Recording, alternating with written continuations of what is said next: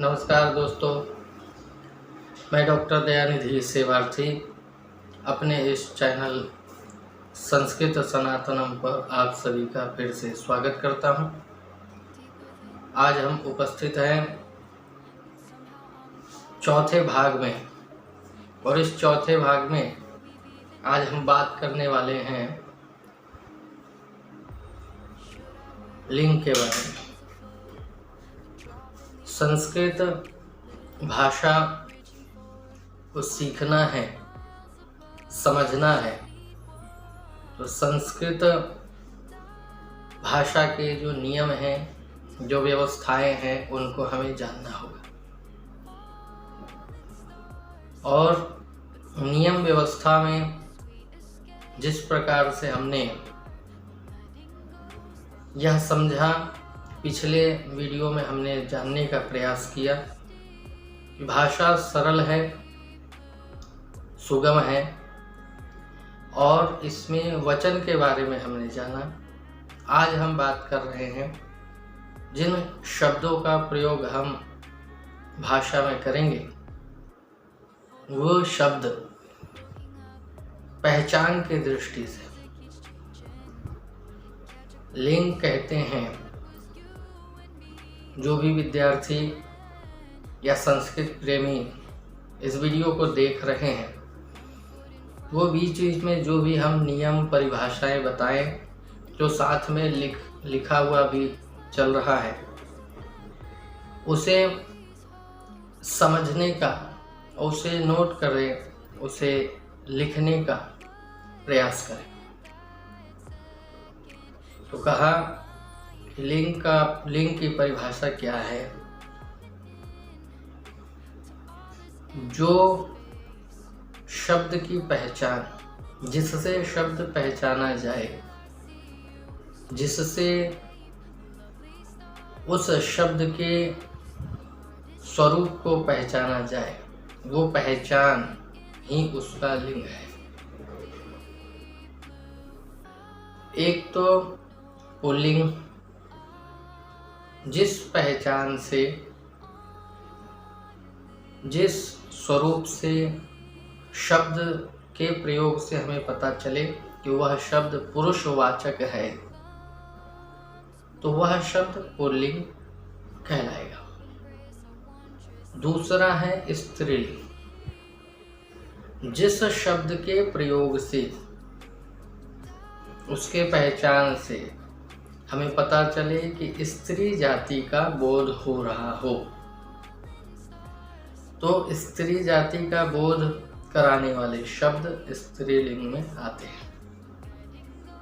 और तीसरा नपुंसकलिंग, जो शब्द न स्त्री न पुरुष, किसी अन्य जाति का ही बोध कराते हों, वह शब्द नपुंसकलिंग में आएगा।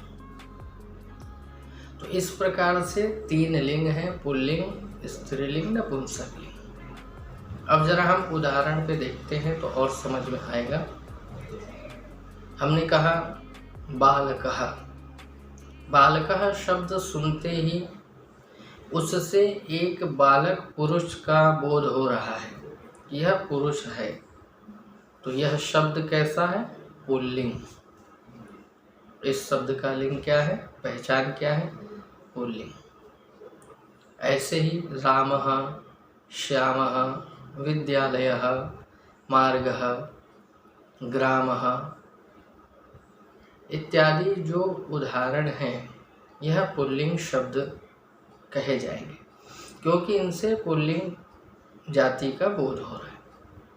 इसी प्रकार से बालिका, बालिका कहते ही स्त्री जाति का बोध होता है, तो यह शब्द स्त्रीलिंग का है। इसी प्रकार से सीता, गीता, पाठशाला, शाला इत्यादि जितने सुन करके हमें स्त्री जाति का बोध होता है, इसीलिए इन शब्दों को हम स्त्रीलिंग शब्द कहेंगे। अब तीसरे प्रकार के उदाहरण हैं पत्रम,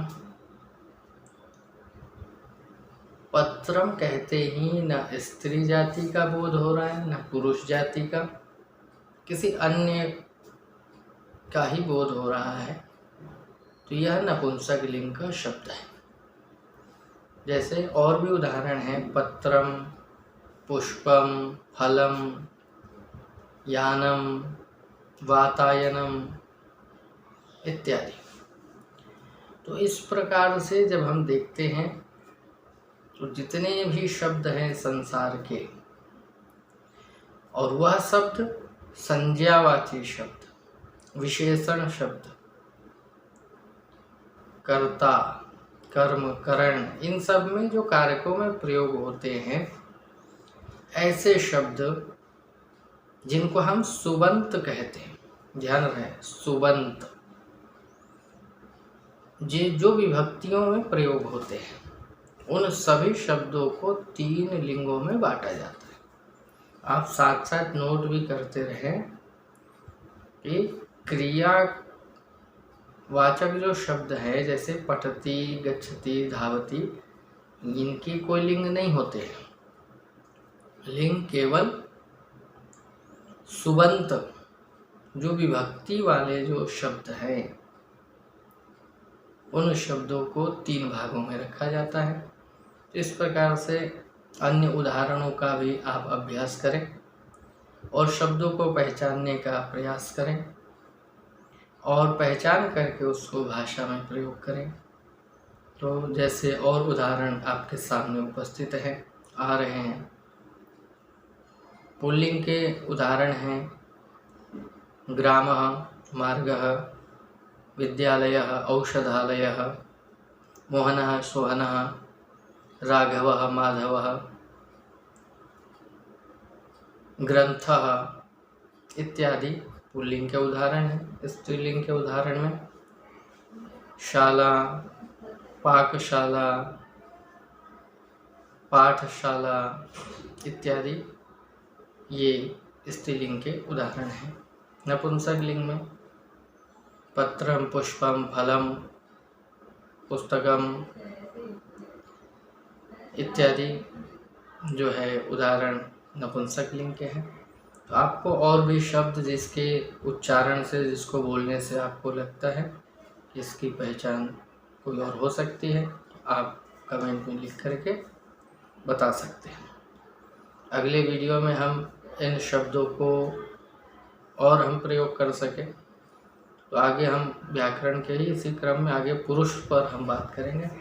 पुरुष क्या है, कैसे है, उसको हम समझने का प्रयास करेंगे। तब तक के लिए